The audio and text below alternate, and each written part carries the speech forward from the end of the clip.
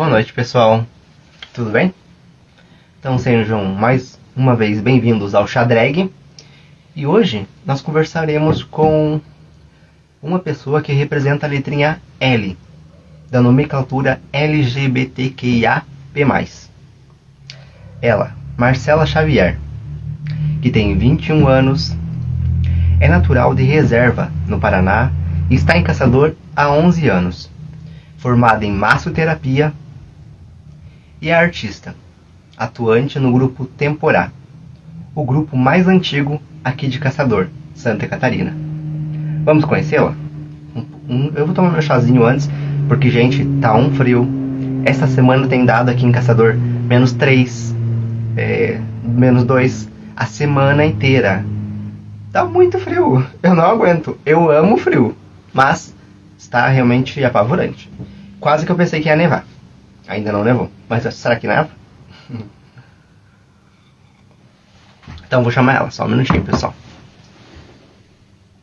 Fiquem à vontade.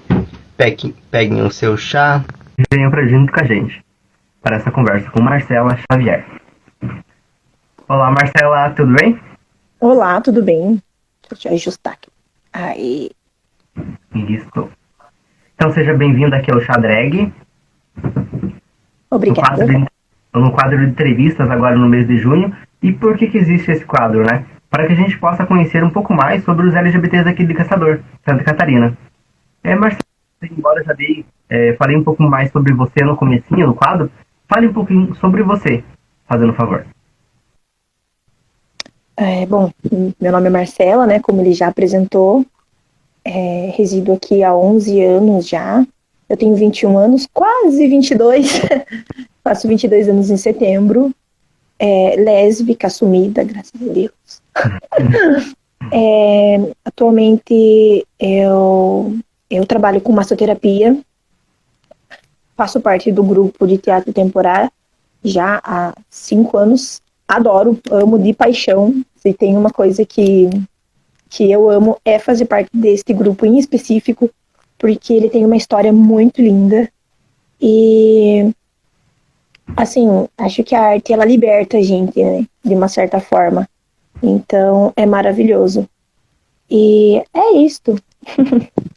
Então, para todas as pessoas, né, respondo por elas, que é um prazer conhecê-la. Marcelo, você conhece um pouco mais do grupo, né, do Temporá. Realmente, apresentamos algumas peças juntos, né? Mas, sim. Como que foi a história de você entrar pro grupo? Com que idade você começou? Você se lembra? Tinha 16 anos. 16 anos. E tinha alguém que fazia teatro e você foi? Como que foi? Na verdade, eu conheci o grupo através da escola. Eu já tinha ouvido falar dele, mas nunca tinha ido ver, quero participar, tido esse interesse em específico pelo grupo. Desde criança, eu sempre quis fazer parte desse meio artístico, mas não, como a minha família aqui era muito pequena, a gente não conhecia muita gente, então não conhecia tanto, assim, não sabia que era tão simples, era só, tipo, querer, ter vontade de ir lá e fazer. Eu achava que era mais difícil ingressar. E quando eu tinha 16 anos, eles foram na escola. Foi um grupo de pessoas convocar o pessoal para participar de um alto de Natal que teria, no caso, de 2016. E ali eu vi uma oportunidade de ingressar. Como eu sempre quis, achei a oportunidade perfeita para isso. Então, foi marcado um final de semana, o pessoal foi me buscar, a gente foi, e eu amei. Simplesmente eu amei. Depois daquele dia, eu não consegui mais parar. Que legal. E realmente, né, como você falou, a arte nos liberta. Nós aprendemos a nos expressar melhor, a falar, a nos comunicar, até mesmo a expressar não só as palavras, mas os sentimentos também. Sim, e até na época foi, assim, libertador até para minha vida pessoal, eu diria, assim, como adolescente, 16 anos, a gente não tem cabeça para nada, né? E então tudo e todos são nossos inimigos. Então a gente tá naquela fase bem revoltada, de não se encaixa em lugar, acha que não se encaixa em lugar nenhum, não se encaixa em casa. Então a gente acaba indo para outros caminhos. E eu tive a sorte e o prazer de ir para esse caminho maravilhoso que é o teatro. Que legal. E esperamos que mais pessoas, né, assim como você, assim como eu, encontrem o teatro. Essa ferramenta que realmente nos transforma. Marcela, falando um pouco mais sobre sua infância. Como que você sempre soube que era LGBT? Com quantos anos você se descobriu? Como que foi? Então, é estranho a gente pensar desta forma, porque assim, quando eu era criança, eu não, a gente tem alguns sinais, mas a gente mesmo não nota, é muito ingênuo, né? Mas tem sempre uma frase que a gente ouve e que acaba um tempo depois marcando a gente, porque a gente para pra pensar e pensa, poxa, é isso, entendeu? Meus parentes, minha mãe, minhas tias falavam muito, tu parece um moleque, isso aí é coisa de menino. O que a gente sabe que hoje em dia isso é uma das coisas mais hereges que tem, né? Porém a gente ouvia muito isso quando era criança. Mas não, eu fui me descobrir mais tarde, descobri mesmo e pensar, não, é isso mesmo. Eu já tinha ali 15 anos. E pra você, foi tranquilo? Como é que foi? A aceitação da família é mais complexa, né? É mais complexa. Embora eu tenha tido uma, assim, dificuldade muito grande em me aceitar primeiro. Porque eu vinha de uma família religiosa, vamos assim dizer, né? Eu era batizada, eu sou batizada em igreja evangélica, então aquilo para mim era um absurdo. Eu estar sentindo aquilo era errado. Eu não me permitia ser isso, eu não admitia que isso era verdade. Então, no começo eu relutei muito, muito, muito, pensando, não, eu não sou assim, isso aí é coisa do diabo, não tá certo. É sério, hoje eu dou risada, né? Eu penso, ai meu Deus, que boca mole, né? Porém, assim, foi muito difícil a minha aceitação comigo mesma. Eu acho que foi uma das, assim, mais difíceis foi comigo. E em segundo lugar, a minha mãe. A minha mãe, ela levou um tempo até ela digerir tudo, até ela entender que o fato de eu ser lésbica não ia mudar nada, não ia interferir em nada. Na minha relação com ela, tanto na minha relação como eu como pessoa mesmo. Eu não sei, a imagem que ela tinha de lésbica, gay, era uma visão muito fechada. E por conta da criação mesmo, não... Hoje, sim, sofri muito, porque o único apoio na época que eu queria realmente ter era dela. E era o apoio que na época eu não tinha. Então eu acabava, às vezes, me apoiando em pessoas que não eram tão confiáveis. E hoje a gente tem uma relação muito boa, maravilhosa. Minha mãe, ela sempre foi e é a minha base para tudo, assim, tanto profissional quanto para a vida. Hoje ela respeita muito, ela aceita, me ama, entende que não tem nada a ver, mas foi um processo muito difícil com ela. Mas o restante eu nunca tive interferência de ninguém, assim, do restante da minha família, que disse alguma coisa ou não gostou. E também, se não gostassem ou não dizia respeito a eles, né? A única pessoa que eu queria a aprovação era a dela. E que bom que hoje ela até apoia, né? Está ao seu lado. Sim. Realmente, essa coisa da sociedade heteronormativa, né? Que tudo tem uma norma. E todas as normas são héteros. Você tem que ser hétero, você tem que viver como hétero, as meninas têm que brincar com boneca, os meninos têm que brincar com carrinho. É tudo com base na heteronormatividade. E esse padrão machuca muito nós LGBTs. Porque é muita pressão, né? É muito complicado. E tem aquela coisa, o que fulano vai dizer, o que ciclano vai falar, o que eles vão pensar, vão falar mal de você vai ficar mal falada. E pra gente que é adolescente, tá descobrindo uma coisa que até então a gente mesmo reluta, não ter um apoio, não ter uma conversa adequada, acaba prejudicando muito a gente na formação da gente como adolescente LGBT, e que não se entende, porque é um processo dolorido pra gente. Sim. Com certeza. Fiquei curioso para entender, por exemplo, a sua mãe, ela meio que relutava em te aceitar como LGBT, mas alguma vez ela chegou a te ofender, te expulsar de casa ou não? Expulsar de casa diretamente, não. Expulsar de casa, não. Ela. Mas ofender, assim, com palavras várias vezes, né? Tanto da parte dela comigo e na hora, assim, do desespero, da raiva, da fúria da gente, da minha parte pra com ela também, né? Porque acaba sendo um bate e volta, né? Tipo, falou, ouviu. Coisas que, claro, hoje a gente se arrepende muito. Se eu pudesse voltar, com certeza não faria de novo. Mesmo que ela me ofendesse, não faria de novo. Mas com palavras mesmo. Sim. E se for pensar, né, até a parte da aceitação ali, infelizmente nossos parentes, eu estava ouvindo um relato ontem até, de um pai para um filho. O pai falando que quando o filho ainda estava para nascer, né, ele esperava o filho quando era criança, ele queria estar próximo do filho. Quando estava crescendo ali, ele falou que aceitava tudo do filho. A profissão, aceitava os desejos, tudo que ele quisesse ser. E, infelizmente, muitos pais se distanciam dos filhos pela orientação sexual que os filhos têm. Pelo aquilo que não tem como mudar. Nós somos assim. E as pessoas acabam se distanciando de nós, como se depois que eles descobrem, né? A mãe diz que sempre sabe, né? As mães dizem que sempre meio que entendem alguma coisa. Mas quando a gente fala isso, chega e dá uma conclusão para eles, aí eles se distanciam, infelizmente, da gente. E isso é muito triste. Não só para nós, né? Isso causa muito uma agressão, né, sobre a gente que é incontável.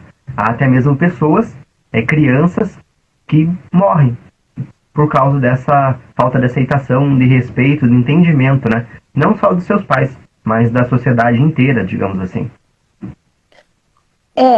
Assim, eu achava, assim, que eu teria um problema maior com o meu pai. E teria o apoio dela. Mas foi muito pelo contrário. Meu pai, de coração, né, ele sempre me apoiou. Ele sempre me apoiou muito, assim, nas minhas decisões. Quantas coisas que eu achava que eu estava sentindo, ele nunca opinou, assim, diretamente em alguma coisa, tipo, você não pode fazer isso, não quero que você faça isso. Ele sempre dizia uma frase que eu não esqueço, que a gente não manda no coração. Ele usava essa frase para explicar. Então, eu achava que eu teria um problema com ele e, na verdade, eu acabei tendo essa resistência com ela.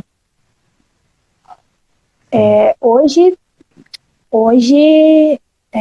a minha mãe é maravilhosa. Assim, a gente passou por um momento difícil, entendo o que para ela foi difícil. Porque, vindo de uma cidade pequena, não se vê tanto, entre aspas, né, tão, assim, de perto.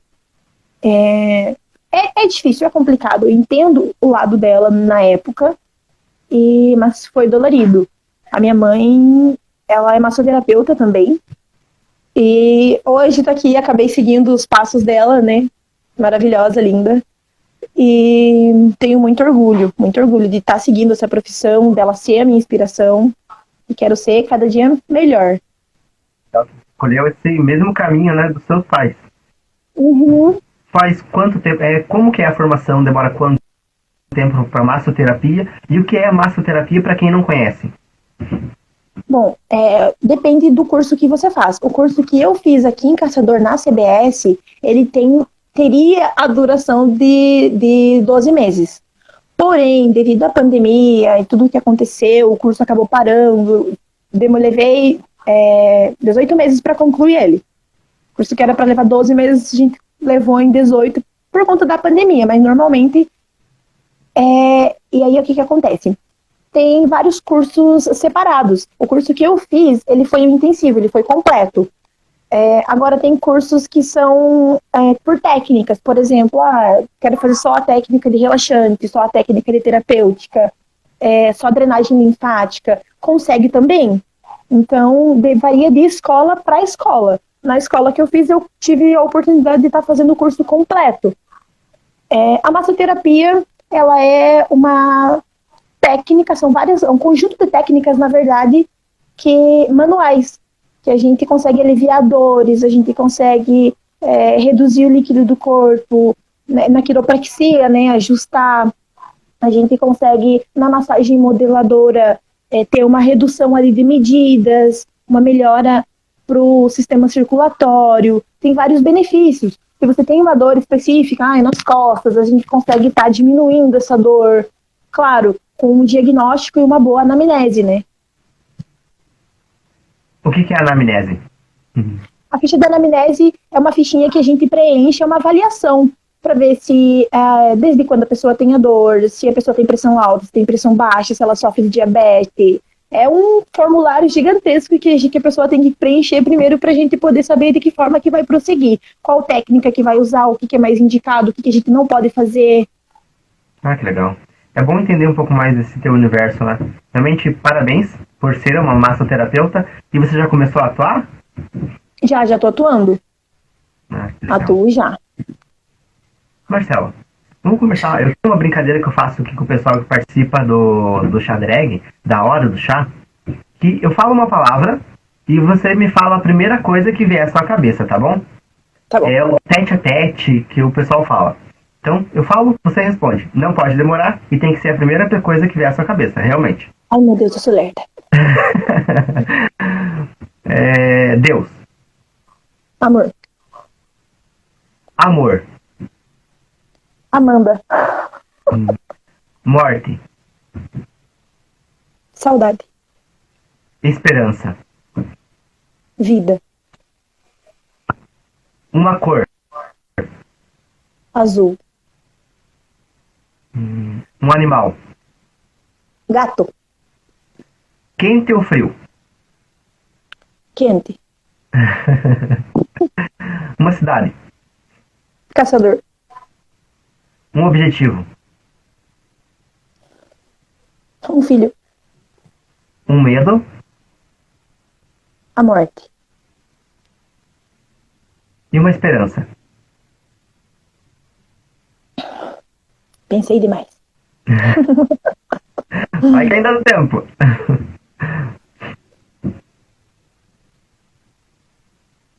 Ter.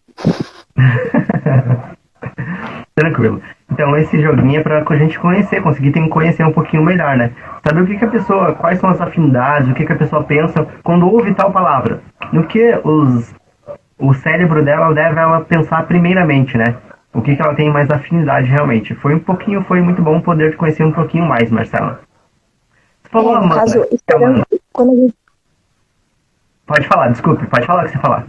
Não, eu ia falar que você falou a palavra esperança, eu fiquei pensando porque vem tanta coisa ao mesmo tempo que ficou, meu Deus. Sim, entendo. Amanda é minha namorada, minha companheira, minha esposa. Que legal, parabéns. Faz quantos anos que vocês estão juntas? 4 anos. 4 anos? Olha, realmente um bom tempo, né? Parabéns e que sejam felizes por muito mais tempo. Amém. Marcela, depois que você se descobriu, no caso, teve toda a trajetória com a sua família, né? Todo um percurso que nós temos a lidar com a nossa família. Mas, tirando o aspecto familiar, ser lésbica já interferiu na sua relação de trabalho? Não num sentido de preconceito, assim, ruim, mas aquelas piadinhas sempre tem, né? E como eu trabalhei muito tempo numa loja de esporte, então acabava que uma hora ou outra a gente ouvia que não é, porque você não parece, aquelas coisas de sempre, né? Mas o pessoal sempre me respeitou muito, assim, nesse sentido. Não consigo lembrar de nenhuma vez em específico que isso me deixou mal ou me interferiu em algo que foi ofensivo demais, assim. Porque muita coisa, assim, eu aprendi a escutar e não absorver. Então, eu acabo não trazendo, não levando isso pro pessoal, porque eu sei que tem pessoas boas e tem pessoas ruins. Pessoas que realmente querem te ferir e te ofender. Mas não lembro de nenhuma ocasião em específico, assim, que alguém foi homofóbico a ponto de me deixar mal, assim, pensar, meu Deus. Porque eu busco ignorar esse tipo de gente. Sim. E um ponto que você comentou ali que eu acho muito importante é realmente aprender a absorver fazer só as coisas que vão fazer bem pra gente, né? Não pegar e ficar pensando em dados. Hoje, infelizmente, o Brasil é o país que mais mata LGBTs no mundo todo. Principalmente as trans, travestis, mas nós também, bissexuais, lésbicas, gays, estamos inseridos nessas estatísticas que são realmente sombrias. Não devemos estar somente pensando, remoendo pensamentos ruins, mas buscando uma esperança, né? Que lá no futuro isso mude. E um pouco cuidado. A gente, infelizmente, hoje, no Brasil que a gente vive, no momento político que a gente vive, querendo ou não, interfere muito. A gente tem que ter um autocuidado com a gente, dentro de tanto relacionamento familiar, porque, por exemplo, eu quando saio na rua, a gente não pega na mão na rua. E não porque a gente tá com vergonha, ou porque a gente não quer mostrar, ou porque não ama. Não é isso, é uma questão de cuidado mesmo, porque a gente não sabe quem tá andando do lado da gente na rua. Então a gente não tem essa liberdade de pegar na mão na rua. Porque é um cuidado que a gente tem.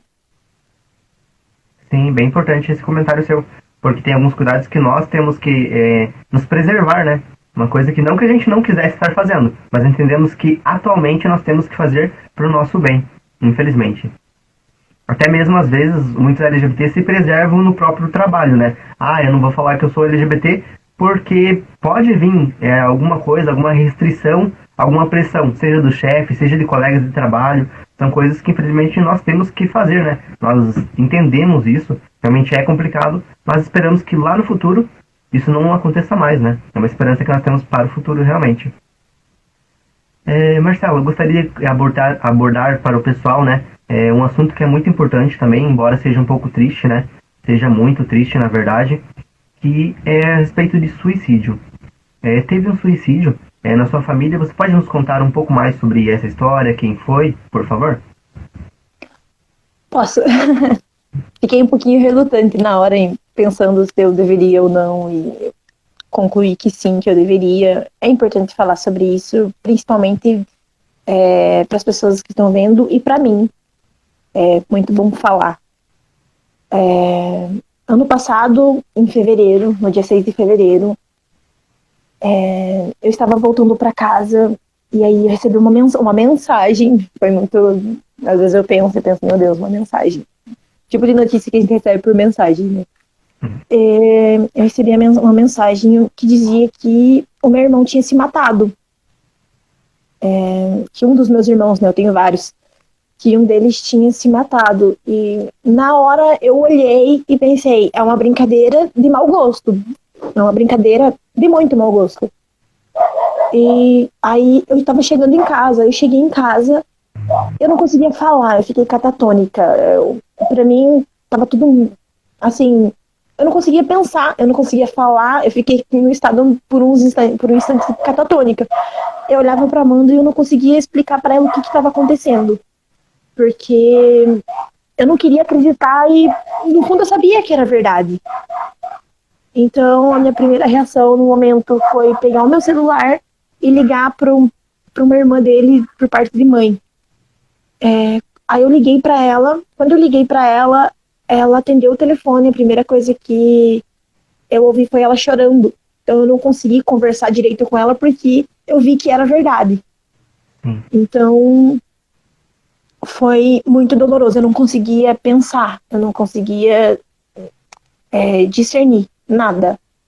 Então, eu liguei pro meu pai, eu lembro, às vezes eu só consigo lembrar de flash do que aconteceu naquela noite, porque dói. Só consigo sentir dor, às vezes, porque não... assim, é muito difícil.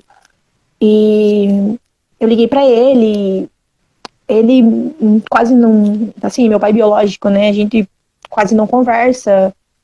E a única coisa que ele me disse, as palavras que ele usou foi mais isso agora, como se fosse mais nossa, só mais um problema, né? Então acabou me machucando muito isso. E ele desligou e falou assim pra mim, antes de desligar, que logo ele me ligava, que ele tava indo pro trabalho. E ele não me ligou de volta, até hoje. E foi choro. Eu chorei a noite inteira. Eu não conseguia parar de chorar. Eu não conseguia. Porque Eu não sei se você já passou por isso ou se vocês já passaram por isso, mas é uma dor que ela não é um buraco, é uma coisa que não dá para entender.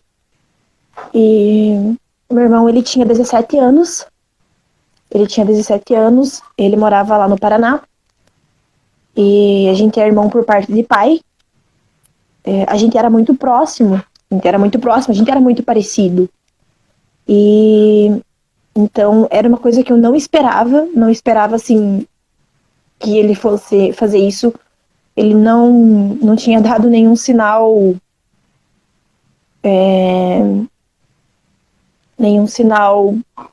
internet ou comentado alguma vez, então foi totalmente inesperado. Ele se enforcou no quarto dele. Eu fui para lá, né, na mesma noite, fui pro velório dele, e é inacreditável. Você olha e você não quer acreditar que é verdade. Você não quer acreditar que aquilo aconteceu com você, tão perto de você, porque a gente vê tanta mensagem sobre suicídio, Setembro Amarelo, tanta mensagem de prevenção, você compartilha, você fala sobre isso, mas quando acontece com você, quando acontece na tua família, não tem nada que as pessoas digam que vá fazer alguma diferença, que vá mudar alguma coisa. E muitas vezes não tem nada que a gente consiga fazer para amenizar essa dor. A gente só acostuma a conviver, a gente só acostuma a mente de que você não vai receber uma mensagem, de que você não vai receber uma ligação, de que acabou. As únicas coisas que tem são fotos, são mensagens, vídeo, e é só. Se resumiu a isso. Uma vida, um adolescente de 17 anos se resumiu a isso. Sim. Então, querendo ou não, a gente fica com aquela culpa de, e se eu tivesse feito alguma coisa, será que tem alguma coisa que eu poderia ter feito para ajudar, para que isso não tivesse acontecido? E é uma luta muito grande dentro da gente, porque no fundo a gente sabe que não teria mudado, que foi uma escolha dele. Ele quis que fosse assim. Mas a gente fica com aquele sentimento de insuficiência, né? Tipo, de falha. Falhou com ele, eu falhei com ele. Esse é o sentimento que eu tenho. Depois disso eu não falei mais com o meu pai biológico, a gente não teve mais contato. Totalmente eu cortei, porque achei muito inadmissível, sabe? Ele simplesmente não ter ido, ele não foi no velório. Meus outros irmãos falam que ele estava muito dolorido, mas acho que nenhuma dor é grande o suficiente para você não ir no velório do próprio filho, né? Então, foi uma coisa que me chateou muito, muito mesmo. E eu não consigo perdoar ele por isso. Eu acho que é um direito meu. Mas é muito dolorido. Não tive nenhum caso parecido com o seu, né, de suicídio na família. Eu até peço desculpas por estar tocando nesse assunto, mas eu acho muito importante a gente comentar, né? Porque, imagine, um adolescente, 17 anos, que cometeu suicídio. Muitas vezes a gente não vê, como você falou, mas se os adolescentes se aprendessem a se expressar mais, tivessem esse contato, por quê? Porque imagine assim, os adolescentes, muitos pais brigam, né? Ou dizem, meu filho não conversa comigo, não fala comigo, mas pense assim, nós até chegar nós não nascemos adolescentes, nós chegamos à adolescência depois de um bom tempo, né? Se o pai dessa pessoa, se a mãe dessa criança ensinasse ela a se abrir um pouco mais, conversasse um pouco mais com ela na infância, perguntasse, brincasse, e não decidisse somente fazer isso quando chegasse à adolescência, com certeza seria bem diferente. Seria um número bem menor de pessoas que faria isso, né? Com certeza, né?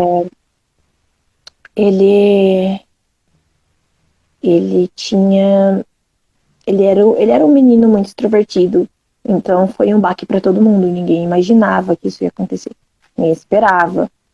Então, às vezes eu sou muito criticada no meu trabalho, onde eu tô, quando alguém fala que tá grávida e não queria. E aí a gente pensa, poxa, o aborto é um assunto tão delicado, mas às vezes evitaria de que nascesse crianças assim, sabe? Crianças rejeitadas. Criança já rejeitada na barriga. Vai crescer uma criança deprimida, querendo ou não. Então eu sou muito julgada e criticada às vezes porque eu falo que sim, se tivesse aborto, com certeza uma pessoa dessa poderia fazer isso, porque não é uma pessoa que já engravidou e já não quer, não pela pessoa que vai queimar no inferno, como que os religiosos dizem, né? Mas pela vida da criança mesmo, como criança, adolescente, ser humano, que vai sofrer as consequências da vida. Sim, eu entendo. Concordo. Então, pode falar. Não, pode falar, que eu cortei tua linha de raciocínio, pode terminar. Então, eu acho que não é ser, não é ser radical, não é ser, polêmica, mas é ser realista mesmo, é ser humano. Porque não coloca uma pessoa no mundo se você não tem condição psicológica de criar. Porque um carinho, um abraço, atenção, afeto é extremamente importante. Não é só jogar lá, dar comida, trocar fralda, que é isso, entende? E, querendo ou não, isso afeta totalmente, diretamente a vida adolescente, jovem, adulta da pessoa. Sim. Eu concordo com você, como eu iria falar, porque assim, não, eu não sou mulher, sou homem no caso, sou uma drag queen, né? Tô realmente só fazendo uma performance. Eu penso que as mulheres deveriam ter esse direito sobre o seu próprio corpo, né? Não deveriam depender, muitas vezes antigamente, ou em alguns países atualmente, a mulher quer fazer um aborto. Se não tem que fazer um aborto clandestino, correndo risco para a sua própria vida, ela tem que pedir autorização para o marido, para assinar um documento, tem que pedir autorização para os pais, para que ela possa fazer isso. Mas, pessoal, o corpo é dela, da mulher. Ela deveria poder pensar, refletir e chegar a uma conclusão do que ela quer, do que ela julga ser certo ou não. E não ser julgada também, porque cada um faz as suas escolhas. Todos nós temos uma vida, cada um de nós decidimos como vamos levá-la, mas as mulheres também têm que ter esse direito de realmente escolher o que querem fazer ou não. E pensando nisso também que você comentou, o sofrimento das crianças que são rejeitadas já quando estão no útero, na barriga. Imagine o quanto irão sofrer depois que nascem, que vêm ao mundo. Que não é fácil, todos nós sabemos. Então, é uma decisão que deve ser, e até mesmo falar sobre o aborto deve ser normalizado, deve ser falado mais. Assim, até quando dias, né, na semana em que ele se matou, a gente ouve muita coisa e a pergunta que as pessoas mais fazem é por quê? Por que que ele se matou? Gente, depressão. Uma depressão que se escondia atrás de uma pessoa que brincava com todo mundo, atrás de uma pessoa que fazia todo mundo que estava perto dele se sentir bem. E, inclusive, é engraçado, né, tocar nesse assunto, porque não é engraçado, né, mas é a relação com o tema que a gente tá falando, né, porque o que acontece? Muitas pessoas, nossa, surgiu boatos de que ele teria se matado porque ele era gay. Coisa que é mentira, ele não era gay. Falaram que os boatos que ele era gay, que a família não aceitava, que a família não aceitava, então por isso que ele tinha se matado. E o que deixou a gente, assim, indignado, a gente da família, né, porque a irmã dele, a outra irmã dele é bissexual, o melhor amigo dele é trans, então, o Rian, então, assim, ele não é o tipo de pessoa que se mataria por ser gay.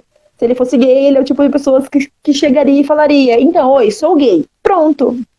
Ele era muito aberto.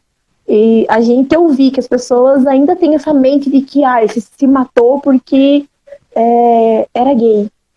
Nem sempre. Nem sempre. Embora a gente saiba que é um número muito alto de pessoas que tiram a vida por esse motivo. Por conta da família não aceitar, por conta do preconceito em casa, no preconceito na rua, no preconceito no trabalho. para algumas pessoas é sim um motivo de tirar a vida. Então, é um assunto muito delicado. Sim. E o que podemos tirar desse seu comentário, né, é a respeito do julgamento, né? Muitas pessoas julgam, falam, fazem fofocas, sem nem mesmo saber a situação. E isso é tão mesquinho, isso é tão pobre do ser humano, que é falta de empatia. Eu digo que não se colocar na situação que o outro está e sair falando aquilo que não conhece, que não detém todos os fatos, porque tudo tem dois lados, né? Ou mais lados. Nada é só uma coisa ou é só o seu ponto de vista. Então, antes de sair falando, é sempre bom conversar com quem conhece, né? Se tivessem conversado com você, por exemplo, além de ser LGBT, conheceria, né? Sabe o que seu irmão estava passando. Eu sei que é complicado, muita gente não quer entender, ou, infelizmente, saem falando sem ter os fatos, né? Uma base para fazer isso. Exatamente, acham que a depressão não é um motivo suficiente para você tirar a vida. Infelizmente, muitas pessoas comentam, né, que a depressão é uma mimimi, vamos dizer assim, que não consideram nem mesmo doença. Para essas pessoas, devem pesquisar, porque a depressão foi considerado o mal do século, né? Muitas pessoas estão depressivas por tudo que a gente vive, pela forma que o mundo é, pelas opressões que a gente tem, não só na vida, na família, no trabalho. Infelizmente, o sistema ele é opressivo e leva muita gente a ficar oprimida, a ter essa pressão, infelizmente.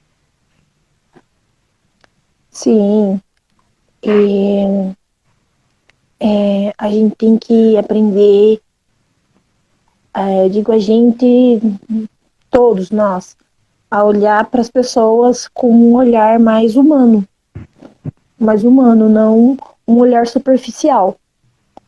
Porque às vezes a gente olha para uma pessoa e não para conversar, para conhecer aquela pessoa, e às vezes é a pessoa que precisa conversar, precisa falar sobre qualquer coisa. Às vezes a gente não sabe como está sendo o dia das pessoas.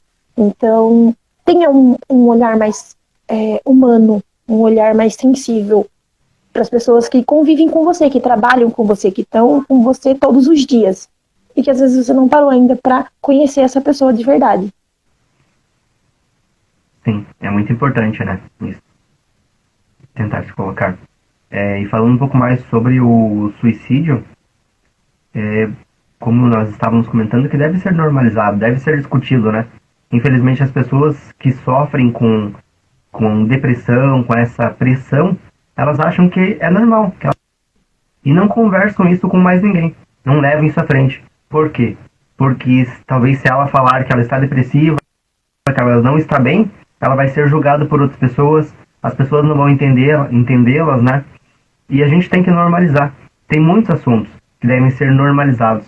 E isso não vai... Pode falar. E vai acabar sofrendo um preconceito ainda maior por dizer que tem depressão. Sim. Que é extremamente absurdo. Uhum. Falta de empatia, realmente. Falta de um bom senso, né? Que não tem. E normalizar isso é o primeiro passo. Falar sobre isso não é só normalizar para que a pessoa tente... eu se identifique, né? Porque nós, infelizmente, as pessoas que não têm esse conhecimento estão mal. E, infelizmente, as pessoas talvez nem saibam o porquê. Mas se ela ouvir, conhecer, ler sobre isso, talvez ela consiga procurar ajuda. Isso não vai ajudar somente vai ajudar uma grande parcela das pessoas que sofrem com isso e que, com o sistema, do jeito que ele é opressivo, muitas pessoas podem ainda vir a sofrer de depressão.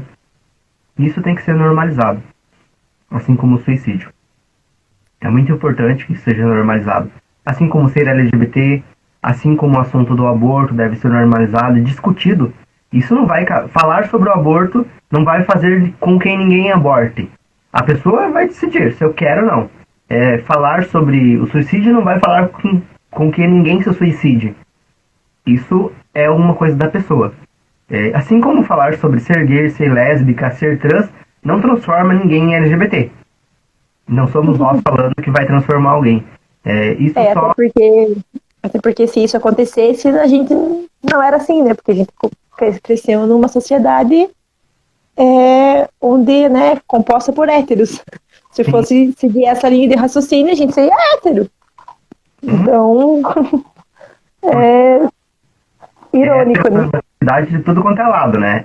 Como a gente deve brincar, como a gente deve se vestir. Então, com certeza, se isso funcionasse, nós não estaríamos. Era todo mundo hétero. A gente não estaria tendo essa conversa agora. Aí seria como as pessoas conservadoras gostariam, né? Todo mundo seria um robozinho padrão. Mas, pessoal, a vida não funciona assim, tá bom? Infelizmente. Ou felizmente, né? Sim. Nós estamos bem, nós nos aceitamos, realmente sofremos, mas nos aceitamos. Sabemos que somos nós, não somos nada mais que ninguém e nem menos que ninguém. Sim, você falou em aceitação. Gente, a nossa aceitação é a mais importante. A gente se aceitar como a gente é, a gente não ficar achando defeitos, não é muito importante. Porque a partir do momento que você se aceita, você, pra você, não, né, sair por aí se assumindo, né, mas assim, ó, você, a partir do momento que você se aceita, que você entende, consegue entender o que você é, o que você gosta, o que você tá sentindo, tudo ao teu redor muda. Tudo. A forma como você vê as coisas, ela muda. Porque você passa a ter um olhar real, um olhar que é o teu olhar próprio. Porque você se identifica em você. Então você acaba tendo... você acaba tendo originalidade em tudo que você faz. Sim, com certeza. Marcela, conversando um pouco mais sobre o que nós esperamos do futuro, né? Eu queria fazer uma pergunta para você sobre o que você espera do futuro e o que você faz hoje para que isso se vire realidade. Espero uma vida profissional de sucesso, muito sucesso profissional. Para que isso se realize, eu estudo muito, muito, muito, muito, nunca parar de estudar. Eu acredito que seja o caminho para chegar nesse objetivo que eu pretendo. E uma família firme, solidificada, uma família feliz, que eu estou construindo, né? Então, para que isso aconteça, eu não posso esquecer todos os dias quem eu sou, da onde eu vim, qual é a minha origem e principalmente não esquecer de cuidar do que eu tenho agora, cuidar do relacionamento que eu tenho hoje, para que futuramente ele seja ainda mais firme, mais sólido. Sim. Até eu estou curiosa agora porque você falou um pouco mais quando eu perguntei, acho que sobre sonho ou esperança em adoção. Como que funciona esse objetivo para você? Você tem esse objetivo? A princípio, o nosso objetivo, no caso, né, como família, eu quero engravidar mesmo. Agora, mais próximo, né, eu quero ter um filho nascido da minha barriguinha mesmo. Que legal. Mas futuramente a gente pensa também em adoção. Porque acho isso muito importante aqui. Porque assim, a gente sabe a quantidade de criança que tá lá só esperando um lar para ser amado. Sim. Mas pensando um pouco mais sobre o que você falou, que você mesmo quer engravidar, né? Você acha que vai ser... Não sei. Como que você vai fazer? Inseminação artificial? Você planeja não sei. Pra gente tentar levar isso para as pessoas, que é normal, né? Que é LGBT... É normal. Infelizmente, algumas pessoas essa semana, né, que são preconceituosas, falou que os LGBTs não procriam, não tem como sustentar uma sociedade. Então vamos pegar o seu caso, né? Que quer ter um filho, que busca educar um filho e dar uma esperança para uma criança, né? Como que você planeja isso? Então, já cai por terra aí essa teoria que eles sustentam aí, porque não é de hoje isso, há muito tempo já que tem os bancos de doadores, né? Então, muito herege isso aí que eles falam. a gente pretende fazer uma inseminação. A princípio, né? Pode ser que a gente mude de ideia futuramente, muita coisa pode acontecer, né? Mas a princípio, uma inseminação. Ela acontece em laboratório, tem, no caso, gaguejei, a inseminação artificial, inseminação in vitro, que eles fazem incubadinho, mas a princípio a gente quer fazer uma inseminação artificial. E você sempre teve esse sonho, essa esperança, ou foi recentemente que você chegou a pensar sobre isso? Sempre. Que legal, sempre então teve esse objetivo, de ensinar alguém, de educar alguém. Sim. E como que, eu não sei se você já parou para pensar, né? Eu muitas vezes eu acho que eu gostaria também de educar, acho que adotar. Não, vou conversar com meu marido, né? Mas sobre isso, mas eu não sei, acho que nós pensamos em adoção realmente. Mas você já chegou a pensar na educação dessa criança, como que vai ser? Quais os obstáculos que você e tua esposa terão para educar essa criança? Então, eu acho que assim, quando a gente pensa em filho, se a gente pensar muito, a gente não tem. Não dá pra pensar muito. Verdade. É sério, na sociedade que a gente vive, se a gente pensar muito, a gente não tem filho. Mas é um sonho, tanto meu quanto da Amanda. E, assim, eu acho que as coisas a gente vai aprendendo. Essa coisa de educar, de criar, como que vai fazer. Porque, assim, eu não posso dizer, meu filho não vai chupar bico, por exemplo. Meu filho não vai mamar na mamadeira. Eu não sei como ele vai ser, qual vai ser a personalidade dele. Como eu vou reagir quando ele estiver aqui. Então, eu posso dizer uma coisa hoje e quando chegar um momento fazer totalmente diferente. Porque a gente como pessoa, quando a gente se faz, a gente muda. Todos os dias, a gente está em constante mudança. Então, não sei como vai ser novo. Entendo. Que legal que você tem esse pensamento que é realmente aberto, né? Não tem um pensamento padrão, porque infelizmente o padrão leva a gente à opressão.